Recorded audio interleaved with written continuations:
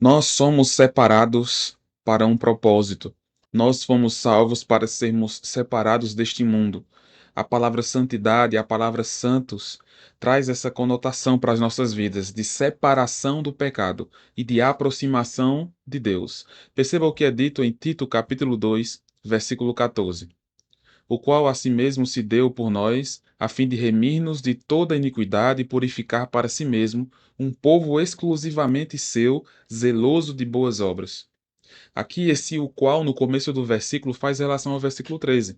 Perceba que desde o versículo 11, o apóstolo Paulo vai construindo essa ideia da graça de Deus sendo derramada sobre os seus, uma graça que educa, uma graça que nos faz andar no caminho correto. E essa graça, de fato, faz com que nós aguardemos a bendita esperança da vinda de Jesus, da sua glória, da sua manifestação em glória. E aqui no versículo 14, esse o qual faz relação ao Senhor Jesus, descrito no versículo 13 e Salvador Cristo Jesus, o qual a si mesmo se deu por nós. Devemos lembrar constantemente disso. Isso aqui não é um ponto específico do nosso começo na fé. Não é só o início na fé que deve trazer essa lembrança de que Jesus morreu por nós. Lembre-se que a ceia faz memorial a isso, a morte e ressurreição de Jesus Cristo, seu sangue e seu corpo.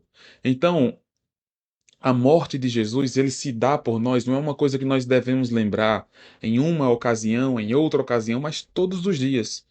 Porque é o fato dele ter se dado por nós que nos dá a vida eterna, que nos garante a vida eterna. O Espírito Santo que habita em nós, que é a garantia da vida eterna, o pendor da vida eterna, só está de fato em nós porque Jesus se deu por nós, o qual a si mesmo se deu por nós.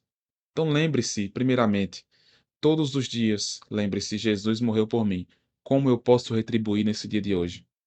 Como eu posso viver esse dia para glorificar ao Deus que se encarnou, se humilhou e morreu e ressuscitou por mim? Pense nisso.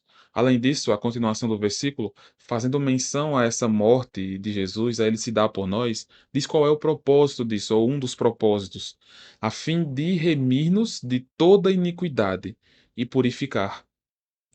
O propósito de Deus ter se dado por nós envolve isso: nos remir, quebrar as correntes do pecado, a remissão dos pecados. Nós não temos mais a culpa, nem as consequências, nem a prisão do pecado. Jesus nos libertou.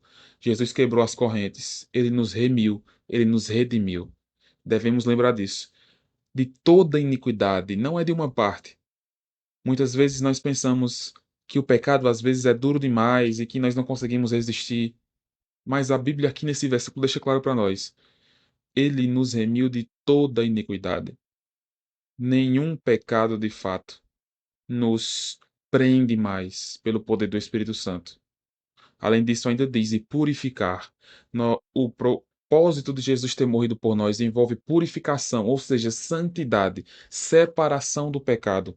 Por isso que a continuação do versículo ainda nos diz: para si mesmo. Esse remir e esse purificar é para o próprio Senhor Jesus. Eu não posso ter uma vida cristã sem ter o Cristo.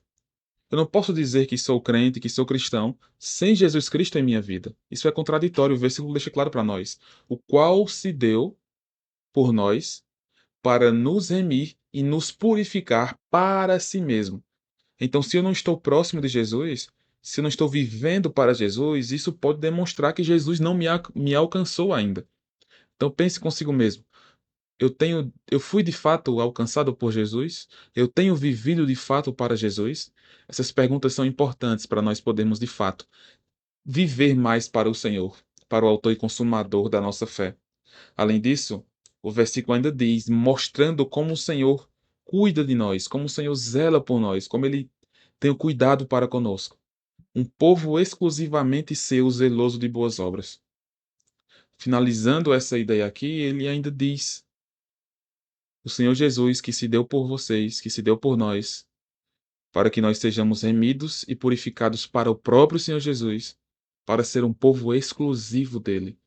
Perceba, nós somos separados, próximos de Deus. E aqui vai mais uma pergunta: você tem sido povo de Deus? Você tem de fato demonstrado que é de Deus, que é povo do Senhor, que é filho de Deus? Pense consigo mesmo, como você pode demonstrar? Como você pode viver mais e mais para a honra e glória de Deus?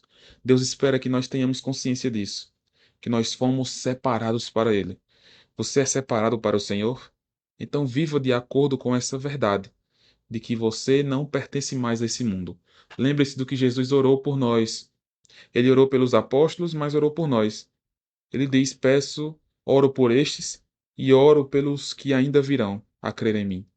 E ele diz: Não os peço que os tires do mundo, mas que os guardes do mal. Ou seja, nos separar do mundo, mas não nos tirar do mundo. Viva para o Senhor hoje. Separe-se do pecado, se aproxime de Deus. Que o Senhor te dê forças nessa jornada. Deus te abençoe.